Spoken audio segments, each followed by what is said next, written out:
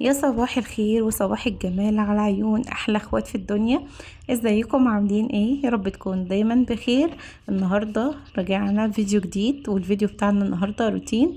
انا بقالي فتره كده مش قاعده في شقتي، يعني بقالي كده 6 شهور ما مش بنام فيها ولا باكل ولا بشرب ولا بطبخ ولا بعمل اي حاجه.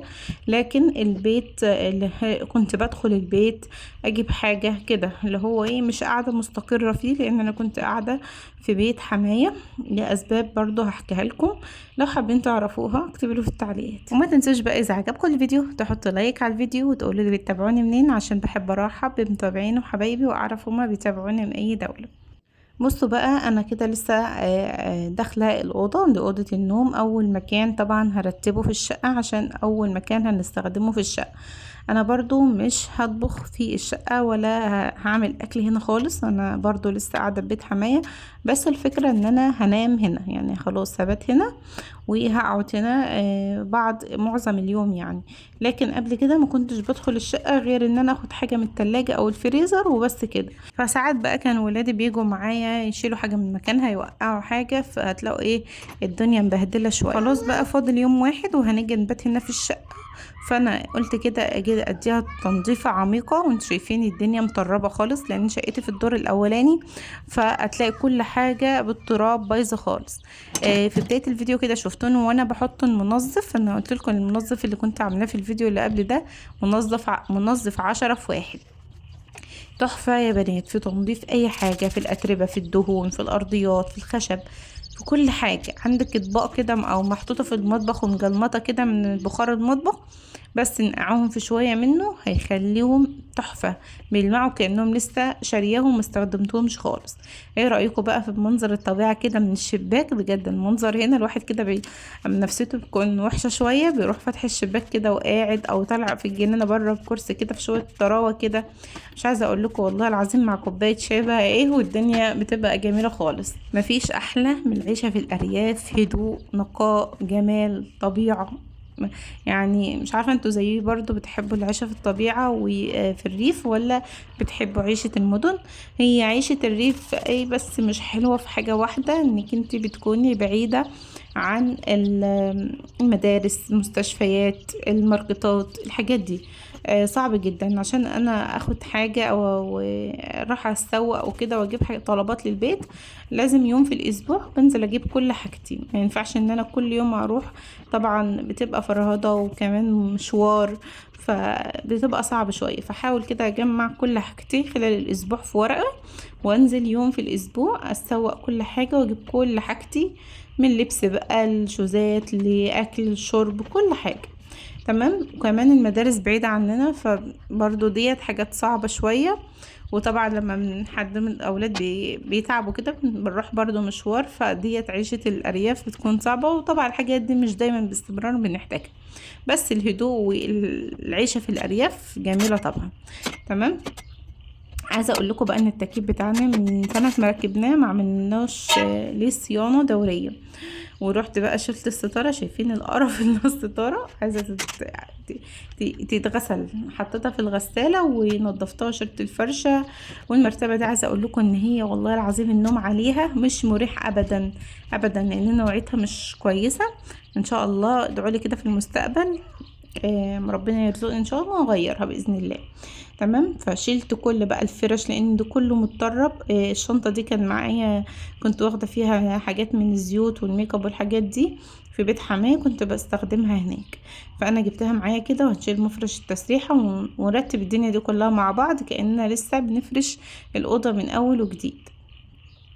وكمان هغير ستايل الأوضة وهنغسل السجاد، يعني بصوا تنظيفة عميقة من أعماق أعماق الأوضة، يعني مش هنسيب فيها حاجة كده غير ما ننضفها. لأن بقالي فترة والله أنا علقت زينة رمضان، وإن احنا من أول رمضان وحرفيا احنا مش قاعدين في البيت، علقتها كده وخلاص. لكن والله ما شلتهاش، لسه هشيلها دلوقتي معاكم. لكن اللزقة مش هشيلها لأن ممكن تشيل الدهن اللي وراها، فهسيبها زي ما هي كده وخلاص. لو وصلتوا معايا في الفيديو لحد هنا حطوا له لايك، اعملوا له اشتراك للقناه لو لسه مش اشتركتوش. صدقوني اللايك والاشتراك مش بيخسركم حاجه، لانه بيكون دعم مجاني منكم للقناه. هنا جبت المكنسه، شفطت كل التراب اللي ورا السرير عشان اشد السرير خالص. انا مش بعرف بقى افكه كده، فبزقه بفضل ازقه كده لحد ما ايه بيطلع معايا. جبت برضو المقشه الناعمه ديت وقلت اكنس ورا السرير تاني زياده نظافه يعني. وهنمسح وراه وبعد كده ايه هنزق السرير اجيبه ايه للحيطه، رجعه لاصله تاني. انا كنت زقاه جنب الحيطه جنب الشباك عشان الولاد كانوا بيناموا عليه، لان احنا في الصيف بننام في الاوضه دي، لان طبعا زي ما انتوا شفتوا التكييف، فالاوضه التانية ما فيهاش تكييف، فالولاد طبعا مش بيستحملوا، فبغير نظام الاوضه وبننام كلنا هنا، انا وريان وبراء وزوجي. فطبعا مش هينفع ان احنا نسيبهم هناك لوحدهم لانهم هم اصلا لسه صغيرين. التكييف بقى بقاله يجي 4 سنين ما عملنالوش صيانة، ما عملناش دورة نظافة كده. فاتصلت برضو بتوع الشركة هيجوا يعملوا له ايه دورة صيانة. فهما جم تاني يوم عملوا له كلف خدوا كام في تصليحه في صيانته سوري، خدوا 500 جنيه، يعني خدوا صيانة 500 جنيه بس، نضفوه تنظيفة ما شاء الله. كان طبعا ما بيجيبش هوا كان ضعيف جدا، وما كانش احسن حاجة، وكمان ريحة تراب بتطلع من التكييف. ف... فما نمناش في الأوضة غير لما عملنا للتكييف صيانة. هنا بقى كان ورا السرير برضو كده متطرب، وطبعا البخار والرطوبة بتعمل طبقة كده وحشة على الحيطة، فلازم ان هي تتمسح. زي ما قلت لكم المنظف حطيت منه بس حبة ربع الازازة وزودت بقية مية. عايزة اقول لكم لمع على الحيطة حرفيا لمعها. فقلت امسح برضو الجنب ده كده.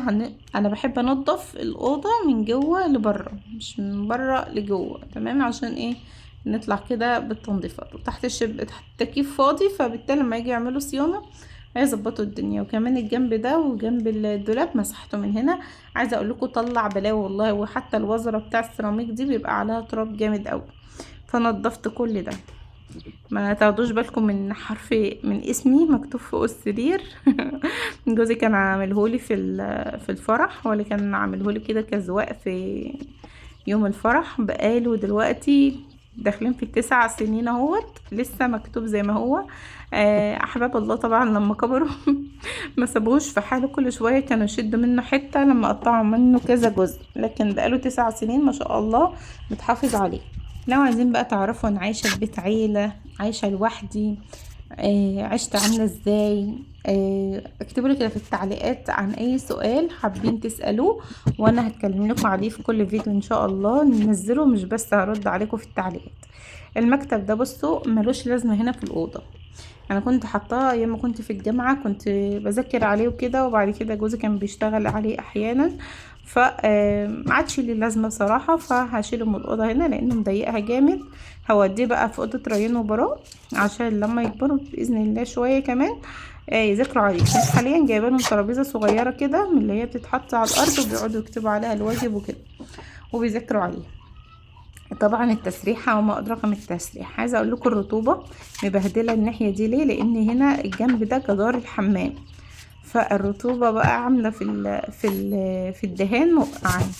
ان شاء الله حابه ان انا اغير دهان الاوضه واظبطها كده واعمل شويه تجديدات في الشقه، بس تسهيل على الله يعني. دعواتكم دعواتكم ربنا يرزق، لان هي الفلوس هي اللي بتشغل اي حاجه. طول ما الفلوس مش موجوده الانسان دايما بيكون محبط ومش عايز يعمل اي حاجه، لكن اللي يلاقي بيت يستره فالحمد لله يعني. الحمد لله، غيرنا مش لاقي كده، فربنا يحفظها نعمه ويديمها من الزوال.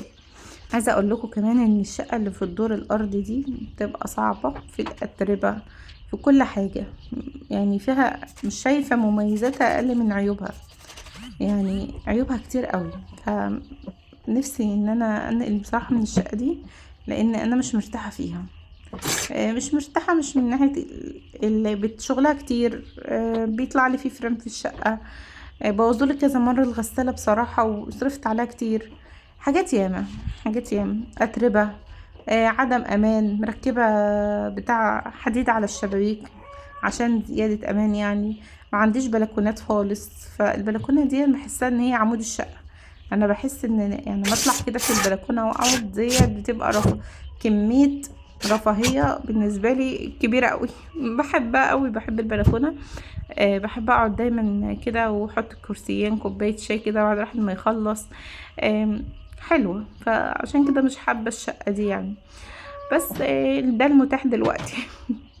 ان شاء الله في المستقبل يبقى فيه احسن ان شاء الله. دعواتكم كده. ما تنسوش تكتبوا لي رأيكم في الفيديو في التعليقات، ولو في حاجة حابين نعملها نظام احسن في الأوضة. انا بصوا غيرت النظام كده، بس مش عارفة، حاسة ان هو مش احسن حاجة. تشوفوا معايا دلوقتي، تشوفوا نظام الأوضة دلوقتي. وكمان البيبان الدهان بتاعها انا اللي كنت مختاره اللون بتاعه ده، بس بصراحة ما بقاش عاجبني خالص.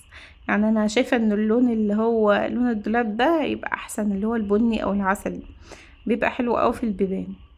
ريان وبراء كانوا جم بقى وانا بنظف في الجزء ده، ف حيروني حرفيا، ما بقعدوش ساكتين ابدا. وتربية الصبيان صعبة صعبة جدا، ربنا يعين كل واحدة معاها صبيان، ربنا يعينها بجد. هنا بعد مسحت الأرضية ونشفت، مسحت الحيطان، مسحت السرير، ورا التسريحة وكل حاجة. شلنا المكتب، نظفنا السرير، فاضل بس الدولاب يطلع كده على الأرض ينزل. بس احنا طبعا قلنا هننضف الأتربة الأول عشان الهدوم ما تتبهدلش. فعايزة انزل الدولاب كده، اشوف الهدوم اللي معتش بلبسها او الهدوم اللي صغرت علينا او ضيقت او كده، اشيلها خالص.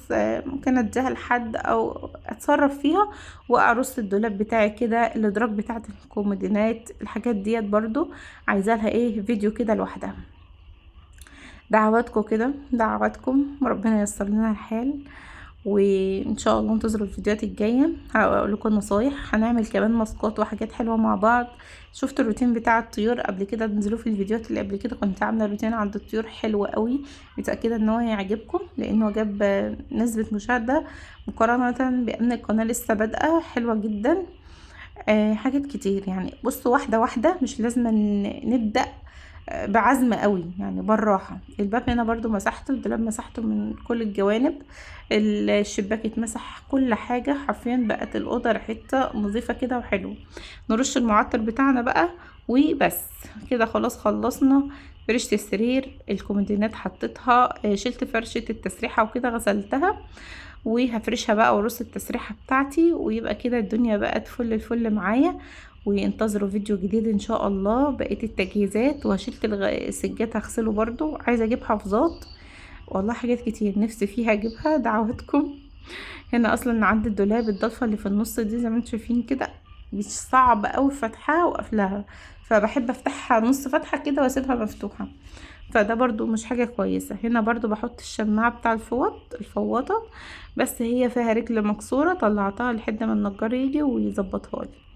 شايفين بقى الشباك كده لما تفتحيه مديكي منظر تحفة. والتكييف الصيانة جت تاني يوم عملته الحمد لله. انا بسجل لكم الفيديو ده يمكن بعد ما صورته ويجي اسبوع. شايفين بقى، شايفين في جمال كده بصراحة، في جمال كده، الله اكبر ما شاء الله. اللهم زد وبارك. اشوفكم على خير يا حبايبي في فيديو جديد قريبا. متنسوش اللايك والاشتراك.